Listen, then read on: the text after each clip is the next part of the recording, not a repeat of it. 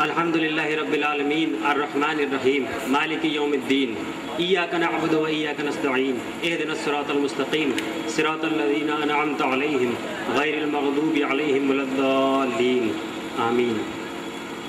मेरा जो आज का मौजू है, टॉपिक है, वो है इस्लाम के बारे में गलतफहमियाँ।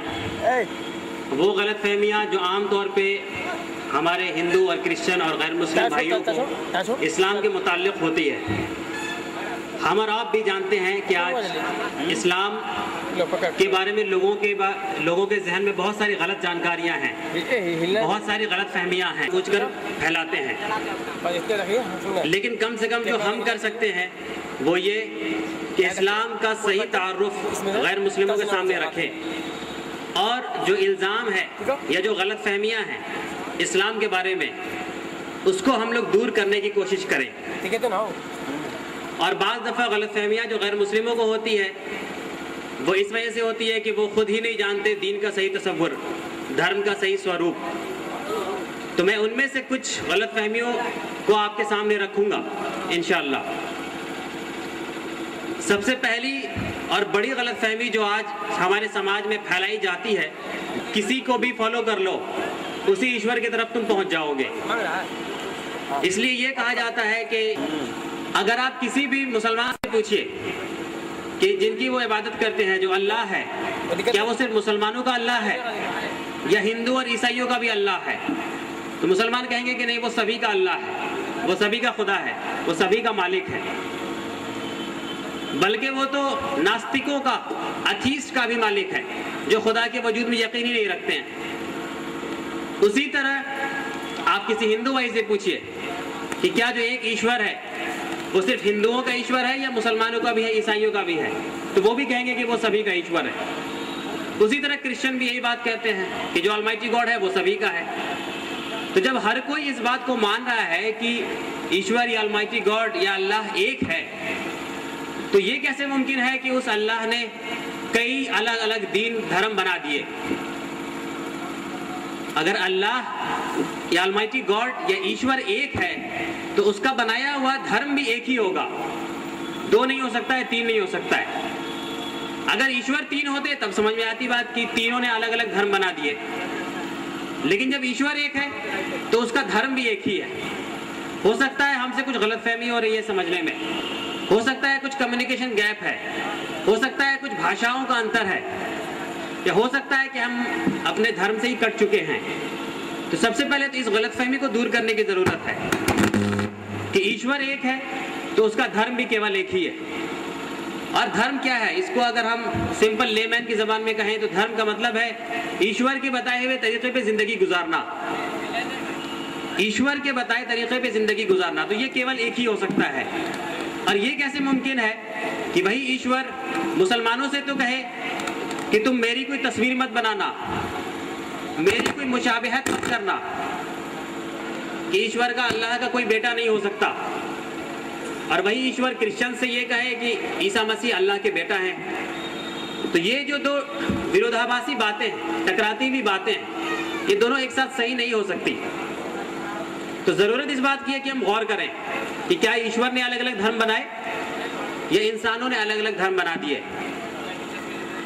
तो मेरे भाई, हजरत मोहम्मद सल्लल्लाहु अलैहि वसल्लम ने किसी नए दीन की स्थापना नहीं की। आप पूरा कुरान पढ़ लें, कहीं भी कुरान पे ये नहीं लिखा हुआ है कि हजरत वही धर्म दिया जो हमने नूह को दिया। हमने आपको वही धर्म दिया जो हमने आपसे पहले नूह को दिया और उसके बाद इब्राहिम को और मूसा को और ईसा को। ये नहीं कहा हजरत मोहम्मद सल्लल्लाहु अलैहि वसल्लम से कि हमने आपको एक नया दीन दिया है, नया धर्म, उसका नाम इस्लाम है। नहीं, ये वही धर्म था जो नूह को मिला, जो पहले साहिब शरीयत नबी थे, इनको मनु कहा जाता है। फिर बाद में इब्राहिम और मूसा और ईसा अलैहिस्सलाम। तो हजरत मोहम्मद सल्लल्लाहु अलैहि वसल्लम कोई नया धर्म लेके नहीं आए। और इस्लाम चूंकि अरबी ज़बान का लफ्ज़ है, इसकी वजह से भी गैर मुस्लिमों को बहुत गलतफहमी होती है। उनको लगता है कि इस्लाम का मतलब एक कोई नया धर्म। मेरे भाई, ये समझने की ज़रूरत है कि इस्लाम एक विशेषण है, एडजेक्टिव। इस्लाम लफ्ज़ एक एडजेक्टिव है, विशेषण है। ये क्वालिटी बताता है, गुण बताता है। इस्लाम का मतलब है अपना सर ऑलमाइटी गॉड के आगे झुका देना, सर्व समर्पण करना, सर खम कर देना। तो जो भी करेगा, जो भी अपने इच्छाओं को ईश्वर के सुपुर्द, उसी तरह जो अपने ख्वाहिशों को अल्लाह के सुपुर्द कर देता है उसको मुस्लिम कहते हैं। और यही दीन जो है, यही धर्म जो है, ये बिल्कुल पहले नबी हज़रत आदम अलैहिस्सलाम से चला आ रहा है। और हज़रत मोहम्मद सल्लल्लाहु अलैहि वसल्लम उसके आखिरी नबी हैं, तो वो कभी भी इस्लाम के संस्थापक नहीं हो सकते हैं। उन्होंने इस्लाम की बुनियाद नहीं डाली।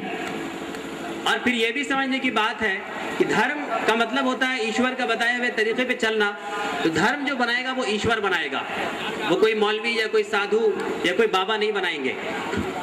नबी जो होते हैं, जो ईश्वर के दूत होते हैं, वो सिर्फ ईश्वर का संदेश लाते हैं। हमारे बहुत सारे हिंदू भाइयों को शायद ये सवाल पैदा हो सकता है उनके जहन में कि ये दूत की जो बात कर रहे हैं, नबी की जो बात कर रहे हैं, ये हमारे यहाँ तो है नहीं, ये मुसलमानों के यहाँ है।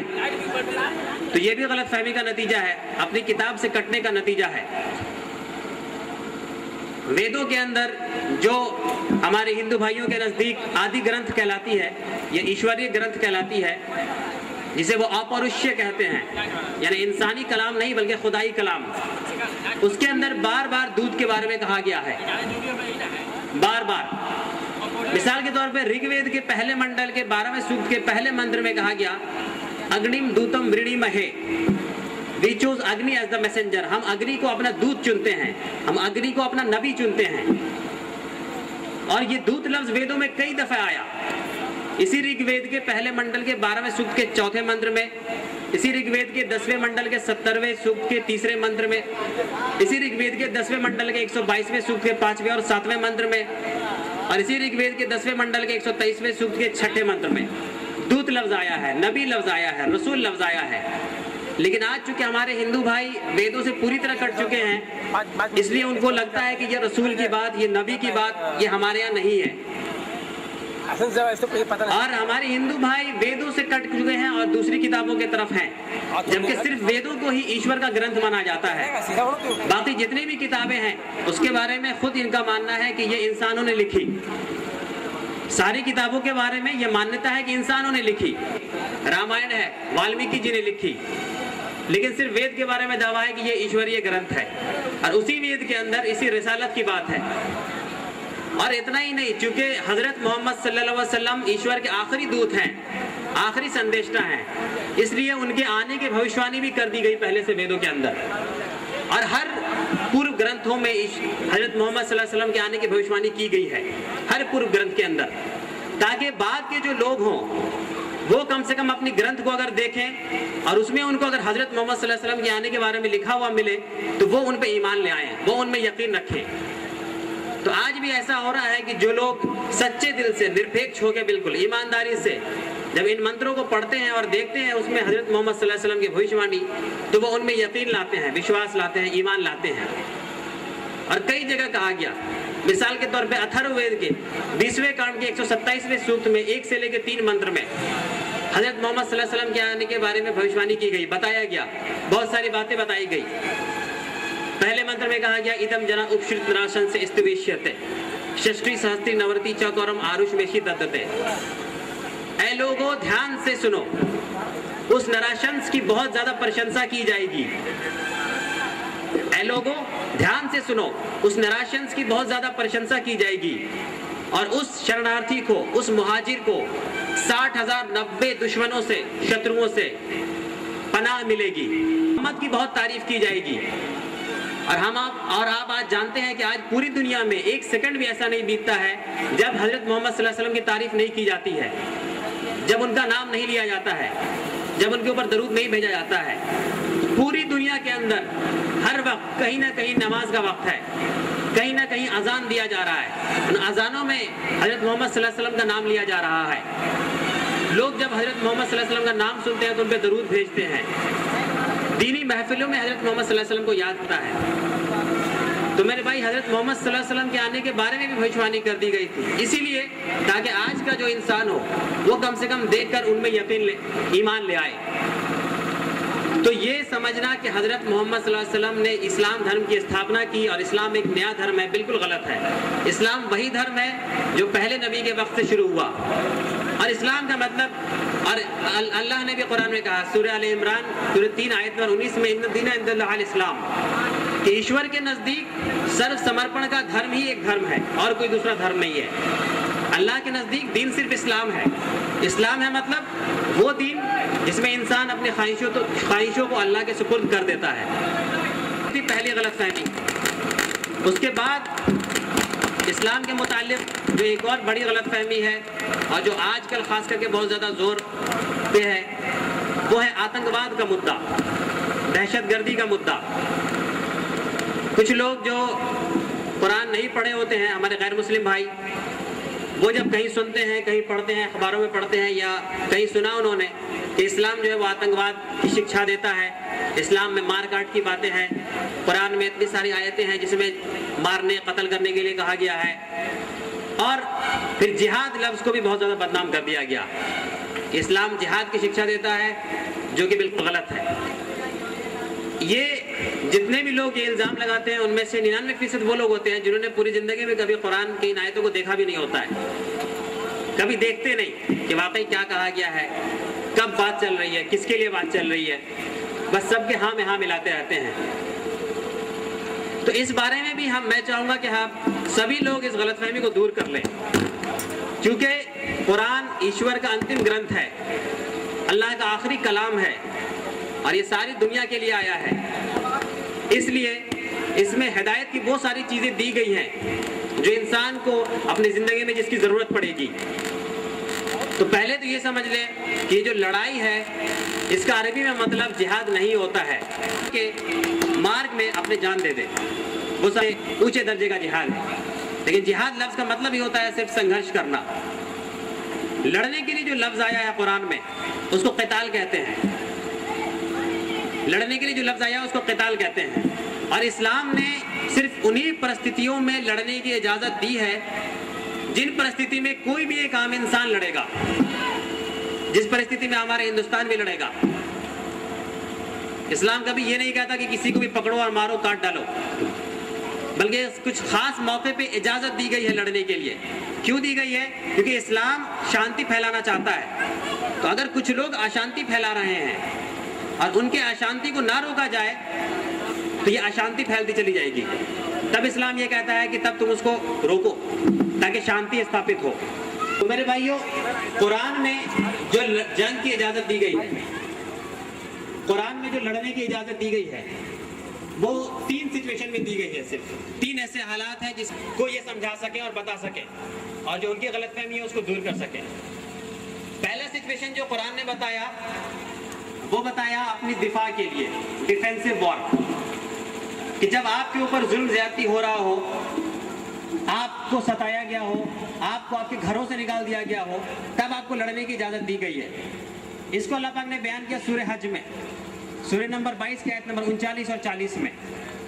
सूरह हज की आयत नंबर 39-40 में, जहाँ पे कि ये कहा गया कि अब आपको इजाज़त दी, जहाँ के औरतें और बच्चों के ऊपर जुल्म ज्यादती हो रहा है और उनको सताया जा रहा है, यानी अगर किसी जगह पे लोगों को जुल्म ज्यादती हो रही है, उनको सताया जा रहा है, तो ऐसे सिचुएशन में लड़ने के लिए कहा गया ताकि ये जुल्म ज्यादती बंद हो और शांति स्थापित हो। नंबर 9 आयत नंबर 13 और उसके बाद बहुत सारी आयतों में कि जब कोई संधि हो, कोई ट्रीटी हो एक इस्लामी हुकूमत और दूसरी हुकूमत के बीच, और वो संधि या वो ट्रीटी तोड़ दी जाए दूसरे साइड से, इस गर्ज से ताकि लड़ना हो। बाकी जितनी भी आयतें हैं जंग से मुताल्लिक, वो इन्हीं 3 सिचुएशन के अंदर समझी जाएगी।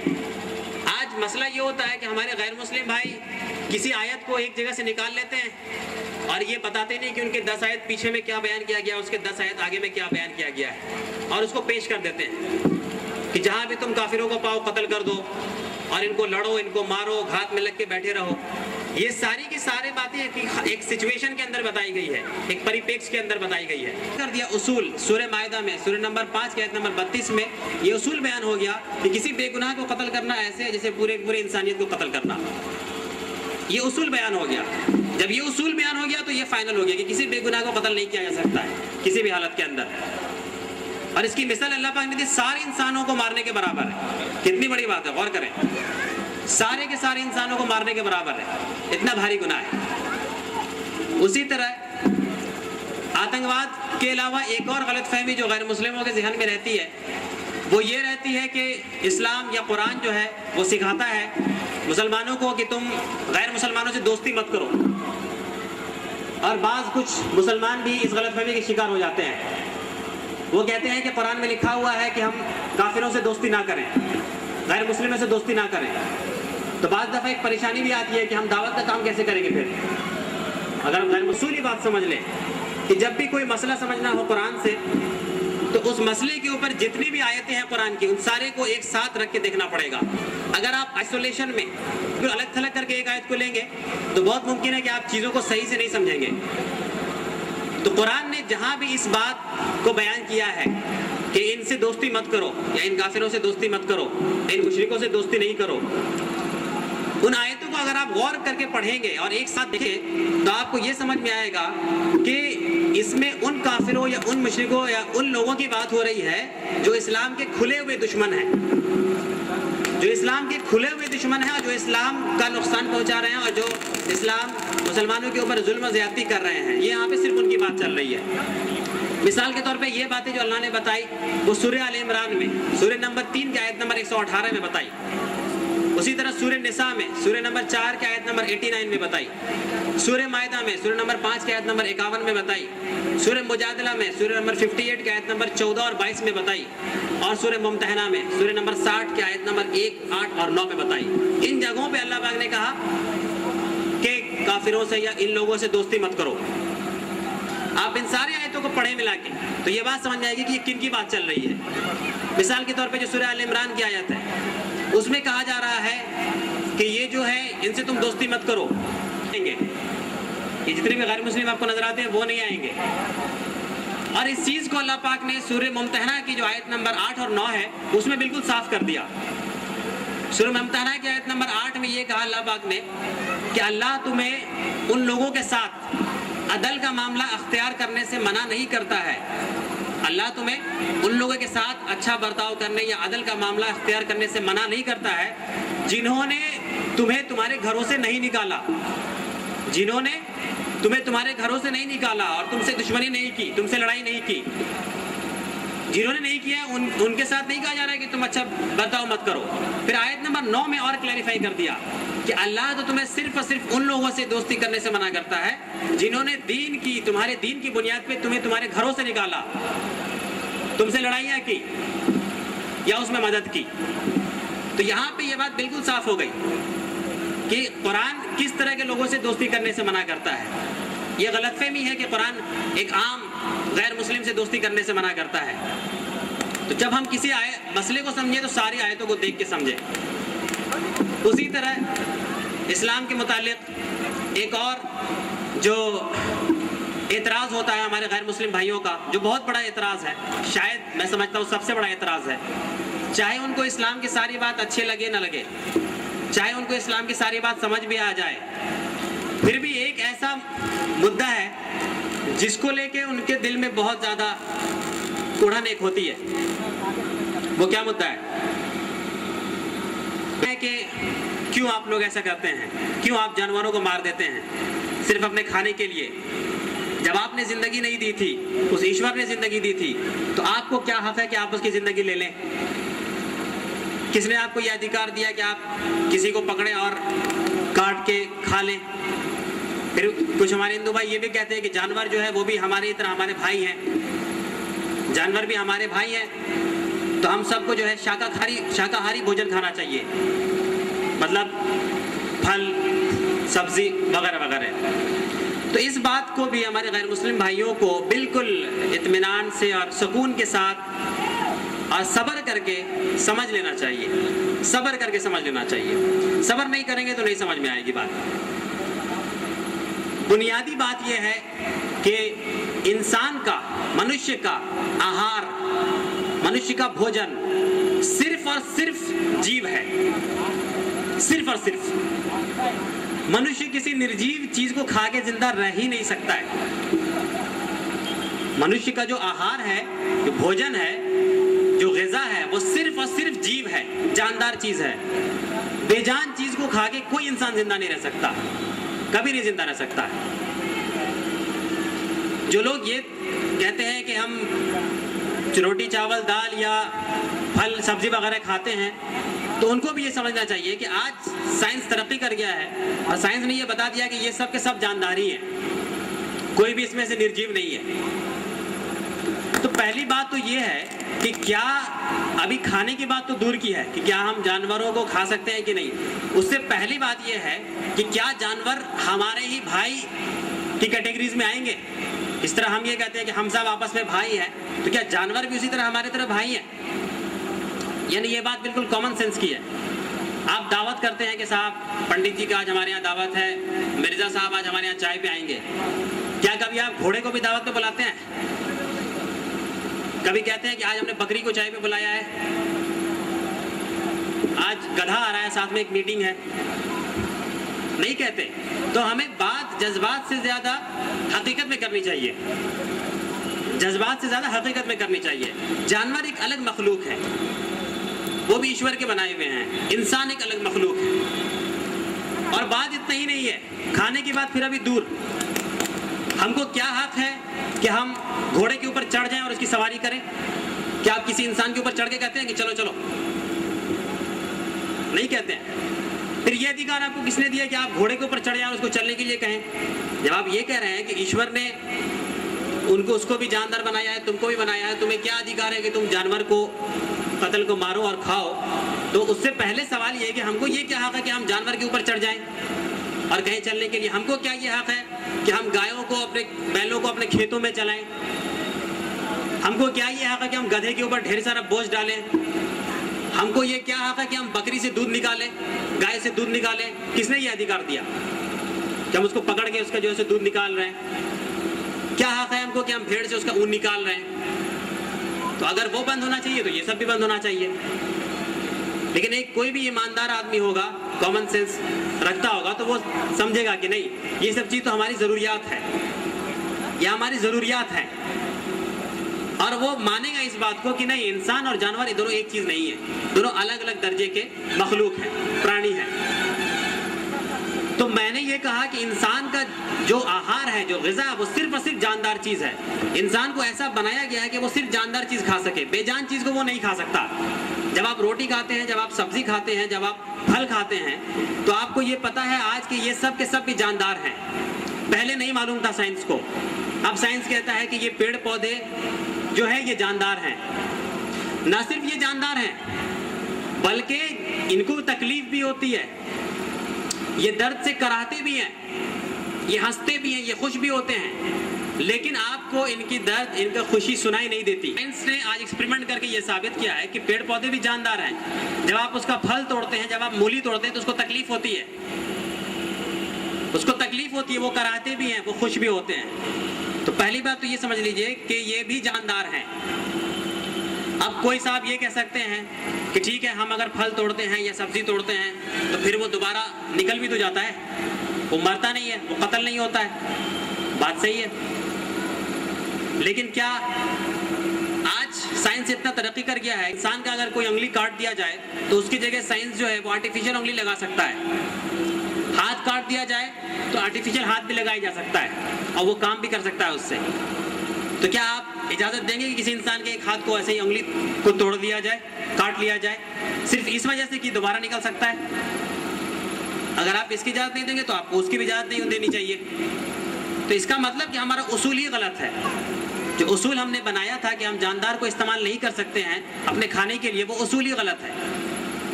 और फिर ये सवाल उठता है कि जब हम जीव हत्या कह रहे हैं, बकरी को कह रहे हैं कि साहब, या मुर्गी को कह रहे हैं कि इससे जीव हत्या हो रही है, तो जीव क्या सिर्फ बकरी और मुर्गी है?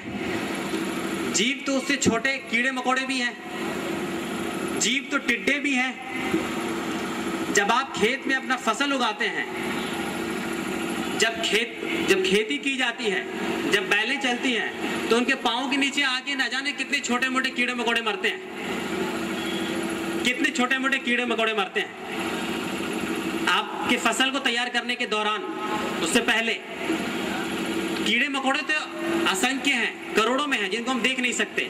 कितने हमारे हाथ पांव के नीचे आके मरते हैं, वो भी जीव हत्या होती है। और फसल को कीड़ों से बचाने के लिए, फसल को कीड़ों से बचाने के लिए इंडस्ट्रीज के अंदर कीटनाशक दवाई बनाई जाती है और उसका छिड़काव किया जाता है फसलों को बचाने के लिए कीड़ों से। और इसमें करोड़ों की संख्या में कीड़े मरते हैं, करोड़ों की संख्या में। हजार लाख नहीं, करोड़ों की संख्या में जीव हत्या होती है। किस लिए? सिर्फ आपके रोटी और चावल और सब्जी को उगाने के लिए। तो अगर आप एक लुकमा जब रोटी खाने जा रहे हो, चावल खाने जा रहे हो, उस लुकमा को खाने से पहले ध्यान में रखिए कि इस एक लुकमा के पीछे लाखों करोड़ों टिड्डों की मौत है, लाखों करोड़ों कीड़े मकोड़ों की मौत है। तो देखिए, वो जो होता है बड़ा होता है और वो सिर्फ और सिर्फ शाकाहारी चीजों को ही पचा सकता है, वो गोश्त नहीं पचा सकता। इंसान का जो आंत है वो इन दोनों के बीच के साइज का है और इसमें इंसान गोश्त को भी पचा सकता है और फल सब्जी को भी पचा सकता है। तो अगर ईश्वर की यही इच्छा थी कि इंसान ना खाए मांस, तो ईश्वर इंसान को ऐसा बनाता ही क्यों? इंसान ने तो नहीं तय कर लिया कि मेरे दांतें नोकीले भी हों और सपाट भी हों। इंसान ने तो नहीं तय किया कि मेरा इंटेस्टाइन जो है वो गोश्त को भी पचा सके, सब्जी को भी पचा सके। तो उस ईश्वर ने तय किया था ना।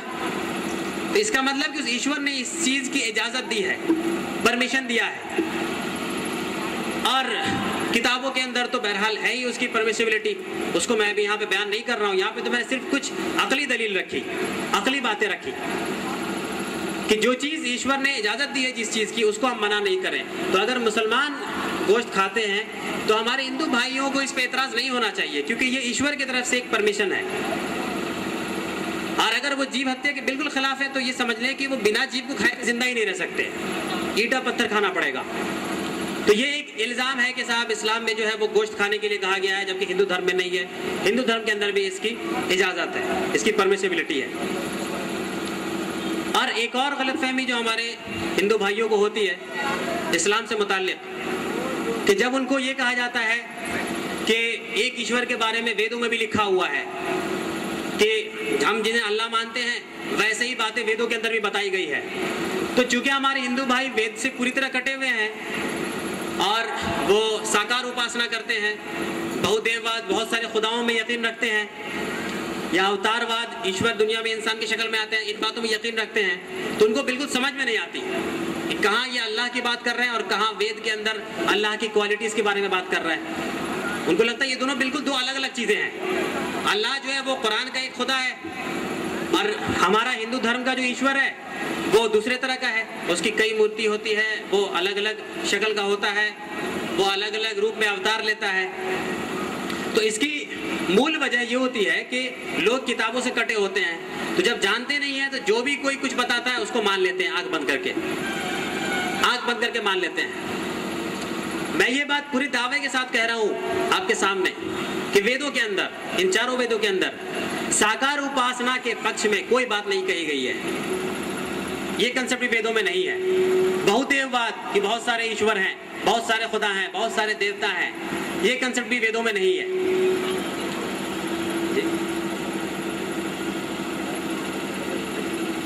आवागमन का कंसेप्ट कि इंसान दुनिया में ही बार बार जो है अलग अलग रूप में जन्म लेता रहता है, ये कंसेप्ट वेदों में नहीं है।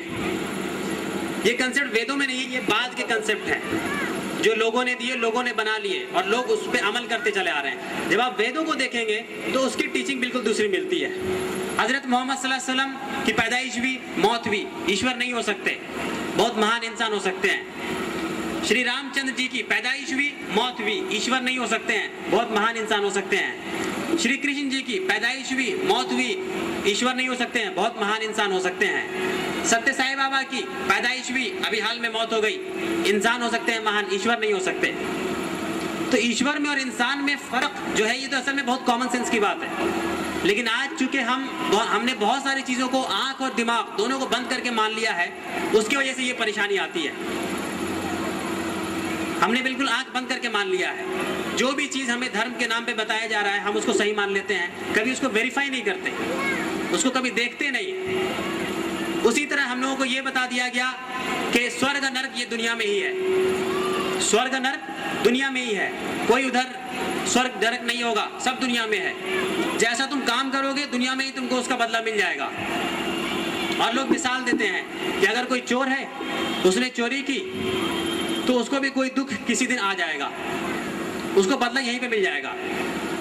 तो इसके जवाब में मैं ये कहता हूँ कि अगर यही लॉजिक है कि इंसान दुनिया में जो काम करे उसका बदला यहीं पे मिल जाता है, इसका मतलब तो ये हुआ कि अगर किसी आदमी ने किसी दूसरे बेगुनाह का कत्ल कर दिया, मर्डर कर दिया, तो जिसको कत्ल किया उसके घर वालों को ये चाहिए कि वो उस कातिल का शुक्रिया अदा करें बहुत बहुत। क्यों शुक्रिया अदा करें? कि साहब जो बुरा काम करते हैं उसकी सजा यही मिलती है, तो लगता है जरूर मेरे भाई ने कोई बुरा काम किया था, उसकी सजा दी है इस चोर ने, तो भाई चोर बहुत बहुत शुक्रिया, या कातिल बहुत बहुत शुक्रिया। ईश्वर जो तुम्हारे दिल में बोल दे, ईश्वर सबके दिलों में है, ये भी कुछ लोग कहते हैं ईश्वर तो दिल में है, ईश्वर जो कहे वो मान लो, वही करो। तो अगर यही लॉजिक लगाया जाए कि ईश्वर सबके दिल में है और वो जो कहता है वही मान ले, तब तो ये होगा कि एक चोर कहीं जाके चोरी करे और जब पुलिस उस चोर को पकड़े तो जिसके यहाँ चोरी हुई थी वो तो ये कहेगा कि पुलिस साहब इसको जो है आप सख्त से सख्त सजा दीजिए, ईश्वर ने मुझे कहा है, ईश्वर ने मेरे दिल में ये बात डाली है कि इस चोर को सख्त से सख्त सजा मिले। उस चोर के जो भाई बहन रिश्तेदार होंगे वो बोलेंगे कि नहीं नहीं, ईश्वर ने मेरे दिल में ये बात डाली है कि इस चोर से थोड़ी गलती हो गई है, आप बस डांट डपट करके छोड़ दीजिए। और वो चोर बोलेगा कि भाई ईश्वर ही ने तो मेरे दिल में ये बात डाली है कि मैं चोरी करूं, तो मेरी कोई गलती नहीं है। जब हम ये रणनीति अपनाएंगे कि दिल में जो आए वही करो, तब कभी भी जो है यहाँ पे शांति नहीं हो सकती। शांति तो तभी होगी जब ईश्वर के बताए मार्ग पे, उसके बताए तरीके पे चलेंगे। तो स्वर्ग नरक से मुताल्लिक भी बहुत गलतफहमियां हैं। हमारे हिंदू भाई बहन यहाँ पे ये समझते हैं कि इसी दुनिया में कर्म के आधार पे इंसान बार बार जन्म लेता रहेगा। अच्छे कर्म किए तो इंसान की शक्ल में जन्म लेगा, बुरे कर्म किए जानवर की शक्ल में जन्म लेगा, पेड़ पौधे की शक्ल में जन्म लेगा, या बहुत ही गरीब, लंगड़ा, लूल्हा, बहुत सारी बीमारियों के साथ जन्म लेगा। तो पहली बात तो ये समझ लें कि ये जो कंसेप्ट है ये वेदों के अंदर नहीं है, ये वेदों के अंदर नहीं है। बल्कि इतना ही नहीं, वेदों में इसके खिलाफ में बात की गई है, जन्नत और जहन्नम की बात की गई है वेदों में स्वर्ग और नरक की बात की गई है। हिंदू धर्म के जो बहुत बड़े विद्वान थे, स्कॉलर थे, डॉक्टर राहुल सांकृत्यायन, उनकी बहुत मशहूर किताब है दर्शन दिग्दर्शन, बुक फिलोसफी की किताब है। उस किताब के अंदर पुनर्जन्म के टॉपिक के अंदर उन्होंने ये बात लिखा है कि वैदिक युग के ऋषि इस आवागमन के कंसेप्ट से अनजान थे। यानी वैदिक दौर में ये कंसेप्ट नहीं था, जब वेदों का दौर था उस वक्त ये कंसेप्ट नहीं था आवागमन का, ये कंसेप्ट बाद में आया है उपनिषद काल में। उसी तरह हिंदू धर्म के एक और बड़े विद्वान डॉक्टर एस राधाकृष्णन, उन्होंने अपनी किताब उपनिषदों की भूमिका, उसके अंदर भी उन्होंने ये बात लिखी कि ये जो कंसेप्ट है आवागमन का, कि इंसान यहाँ पे बार बार आता है, ये कंसेप्ट सबसे पहले छांदोग्य ऋषि ने दिया, छांदोग्य उपनिषद के अंदर। ये कंसेप्ट सबसे पहले छांदोग्य उपनिषद के अंदर छांदोग्य ऋषि ने दिया। वेदों में ये कंसेप्ट नहीं है। वेदों में स्वर्ग नरक की बात की गई है। ऋग्वेद के चौथे मंडल के 5वें सूक्त के चौथे और 5वें मंत्र में नरक की बात की गई है। जब आप ये कहते हैं कि हमने अच्छे कर्म किए तो इंसान बन गए, बुरे, आपके दादा परदादा वो सब लोग सब हैं, वो पेड़ पौधे बन गए। अगर आप यही समझेंगे कि नहीं, मरने के बाद इंसान यहीं पे जन्म लेगा, तो आप अच्छे कर्म किए तो इंसान बनेगा, बुरे कर्म किए तो जानवर बनेगा। हिंदुओं के सारे फिरकों के हिसाब से अभी का जो युग चल रहा है ये कल युग चल रहा है। हमारे हिंदू धर्म वाले भाई बहन जो है युगों को 4 हिस्से में तकसीम करते हैं, कल युग, सतयुग, त्रेता युग, द्वापर युग। और सभी फिरके के हिसाब से अभी कलयुग चल रहा है। और कलयुग का मतलब ये जिसमें सिर्फ और सिर्फ बुराई हो, जिसमें सिर्फ और सिर्फ बुराई हो। तो कलयुग के दौरान जब बुराई है, सिर्फ बुराई है, तो जितने भी लोग मरते जाएंगे उसमें से ज्यादातर या लगभग सभी जो है वो ऐसे बुरे लोग मरेंगे। तो मरने के बाद होना ये चाहिए कि वो मरते जाएं और पेड़ पौधे और जानवर में बदलते जाएं। मौत हो रही है, वो पेड़ पौधे और जानवर बन रहे हैं। तो होना तो ये चाहिए कि वक्त के साथ जो है 5 साल और 10 साल के अरसे में इंसान की जो आबादी है वो धीरे धीरे घटती रहनी चाहिए। कलयुग है, बुराई हो रहा है, सब लोग बुरे काम कर रहे हैं, तो मरने के बाद ये इंसान नहीं बनेंगे बल्कि जानवर बनेंगे, पेड़ पौधा बनेंगे। तो होना ये चाहिए कि 10-20 साल के अंदर जो पॉपुलेशन इंसान का जो है लगातार घटते रहना चाहिए।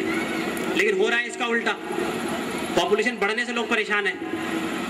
पॉपुलेशन कैसे बढ़ रहा है? सतयुग तो है नहीं, सतयुग होता तब समझ में आता, कलयुग है। इसका मतलब ये कंसेप्ट जो है ये तर्क संगत नहीं है, ये अकल में नहीं आती है ये बात। उसी तरह जब आप ये कहते हैं कि एक इंसान जो है वो लंगड़ा है, लूला है, अंधा है, वो इसलिए है अंधा, लैला, लुंगड़ा क्योंकि उसने पिछले जन्म में कोई पाप किए थे, इसकी सजा मिल रही है उसको। तो इसका मतलब ये हुआ कि आपको किसी भी गरीब की मदद नहीं करनी चाहिए, आपको किसी भूखे को खाना नहीं खिलाना चाहिए, आपको किसी प्यासे को पानी नहीं पिलाना चाहिए। क्यों? क्योंकि उसने पिछले जन्म में पाप किए थे, उसको इसकी सजा मिल रही है, अभी इसकी सजा मिल रही है। और आप किसी सजा काट रहे मुजरिम की मदद नहीं कर सकते हैं। आप किसी सजा काट रहे मुजरिम की मदद नहीं कर सकते हैं। अगर कोई चोर है, कोई डाकू है, वो जेल में बंद है, अपनी सजा काट रहा है, तो आप उसको हमदर्दी में छोड़ा नहीं सकते हैं, पुलिस आपको अंदर कर देगी। तो के साथ मैं अपनी बात खत्म करता हूँ। वाखिर दाना वल्हम्दुलिल्लाहि